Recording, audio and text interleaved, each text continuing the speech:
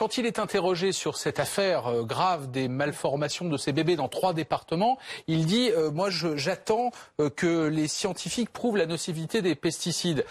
Aujourd'hui, il dit je ne parlais évidemment que de cette affaire-là. Mais on a vu toute une série d'intervenants, des responsables politiques, des associations, etc., dire mais attendez, la nocivité des pesticides, elle est connue depuis très longtemps. On sait que ça déclenche des cancers, on sait que ça tue les abeilles, on sait que ça fait disparaître les oiseaux, que ça crée même des malformations chez les animaux. Donc on sait déjà tout ça. Et puis attendre des scientifiques qu'ils fassent la preuve d'eux, on sait depuis la publication des Monsanto Papers que les fabricants de pesticides sont capables de soudoyer des scientifiques pour publier des études fausses et induire l'opinion publique en erreur. Donc tout ça, on le sait. Ce matin, il se défend avec 2 arguments, le ministre de l'Agriculture, en disant évidemment, quand je prononce cette phrase, je ne parlais que de ce cas-là. Et c'est vrai que l'enquête de l'agence sanitaire n'a pas prouvé de lien direct entre ces cas et l'usage de pesticides. Et puis il rajoute un deuxième argument qui, cette fois-ci, est beaucoup plus politique. Il dit je viens de la gauche et un certain nombre de mes anciens amis,